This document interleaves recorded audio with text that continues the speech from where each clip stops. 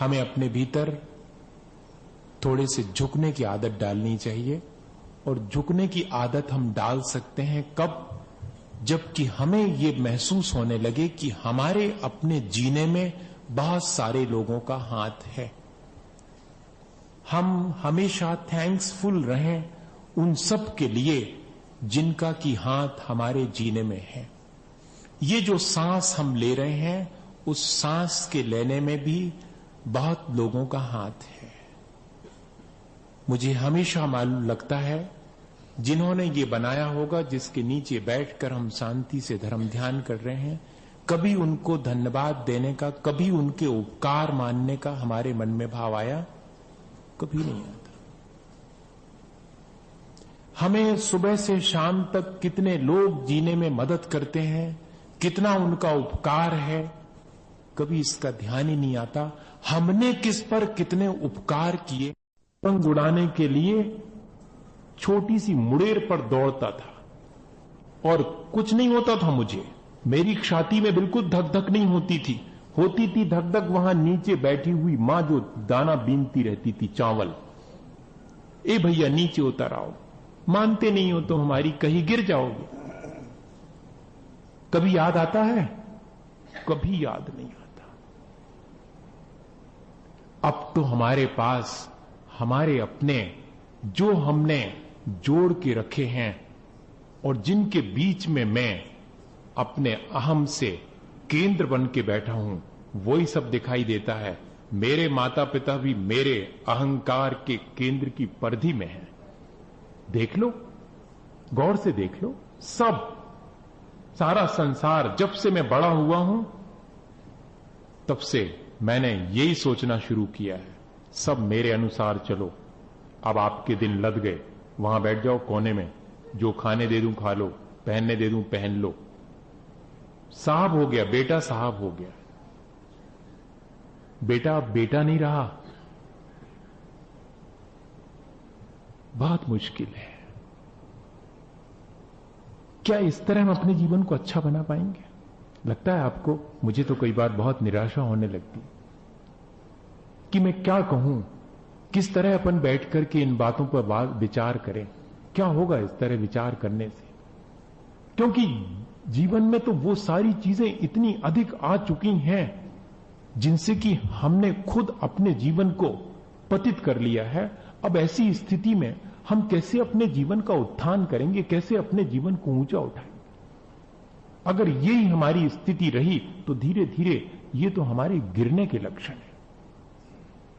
लेकिन क्या करें, फिर भी एक आशा की किरण भीतर कभी कभी डोल जाती है कि शायद हो सकता है कि हम अपने को इंप्रूव कर सकें, अपना उत्थान कर सकें, इस अहंकार से बच सकें, थैंक्सफुल हो सकें, दूसरे के उपकार के प्रति कृतज्ञ हो सकें, हमारे भीतर थोड़ी सी विनय जो कि हमारी अपनी क्वालिटी है वो आ सके। बच्चन ने लिखा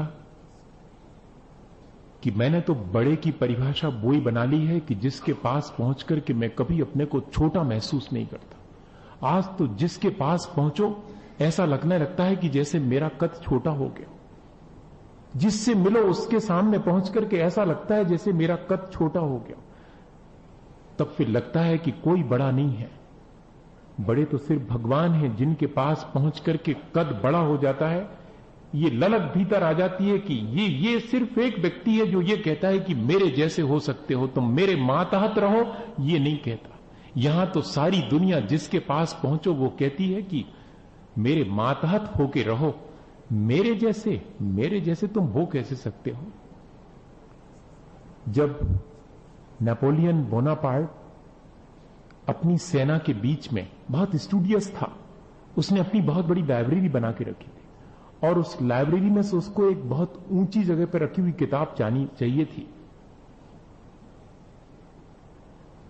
तो वो नहीं पा रहा था, तो उसका एक जो ऊंचा सैनिक था उसने कहा कि I am only hire in your army, मैं हूं सिर्फ ऊंचा तुम्हारी आर्मी में, मैं मदद करूं? तो मदद तो दूर की बात, नेपोलियन ने कहा कि you are only longer in my army, not hire. तुम सिर्फ लंबे हो ये कहो, ऊंचे नहीं। ऊंचा तो मैं हूं। इस मानसिकता से क्या मालूम पड़ता है, हम सबके साथ भी यही मानसिकता जुड़ गई है। जब भी कोई हमारे निकट आता है, क्या वो हमारे निकट आके ये फील कर पाता है कि मैं भी बड़ा हो गया हूं? हम व्यक्ति के साथ इस तरह व्यवहार करें कि उसका कद छोटा ना हो, बल्कि उसका सम्मान और अधिक बढ़ने लगे, अहंकार बढ़ने लगे। ये नहीं कह रहा हूं, ऐसा नेचर हम अपने भीतर डेवलप कर सकते हैं। क्या कर सकते हैं? सिर्फ एक ही चीज अगर हमारे भीतर आ जाए, कृतज्ञता का भाव हमारे भीतर आ जाए। यदि हम दूसरों के दिन भर के उपकारों को ध्यान में लाना शुरू कर दें। वैसे तो जीवन में बहुत सारे ऐसे नियम हैं जिनको हम अपने जीवन में शामिल कर लें तो हमारा जीवन बहुत ऊंचा हो सकता, लेकिन एक ही नियम अपने जीवन में शामिल कर लें, और बहुत से नियम आपने लिए होंगे। आज एक छोटा सा नियम कि सुबह उठेंगे और याद करेंगे कि सूरज ने मुझे रोशनी दी है, कितना उपकार, धन्यवाद। क्या कभी धन्यवाद देने के लिए ऐसा मन बनेगा? सुबह से आंख खुल गई, धन्यवाद। रास्ते से चले जा रहे हैं और वहां लग गई है पत्थर की ठोकर और फिर भी दे रहे हैं धन्यवाद। ऐसा संभव है? यहां तो दूसरा कोई उपकार करता है तब भी धन्यवाद देने का नहीं मन होता, और एक व्यक्ति है जिसको कि ठोकर लग जाने के बाद भी उसके मुंह से निकलता धन्यवाद।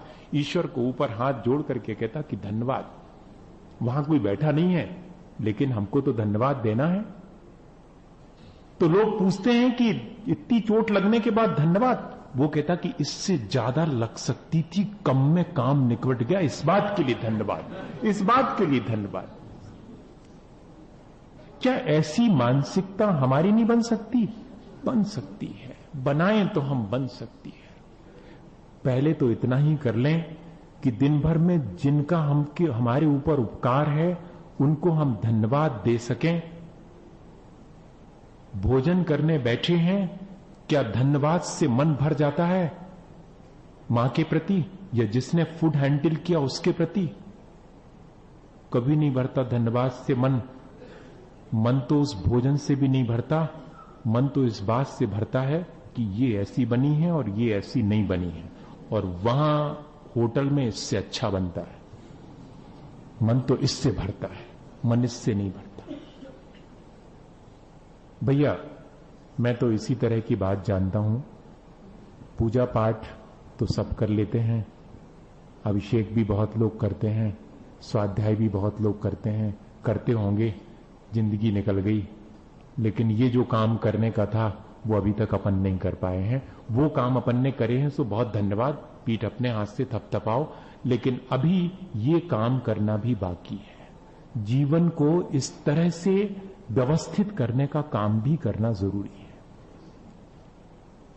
दूसरों के उपकार को कदम कदम पर, ये बाजोटा जिसने बिछाया है, आते ही साथ सबसे पहले, मैं अपनी प्रशंसा नहीं कर रहा हूं, पर आपको सिर्फ एक सलाह दे रहा हूं कि ऐसा हो सकता है।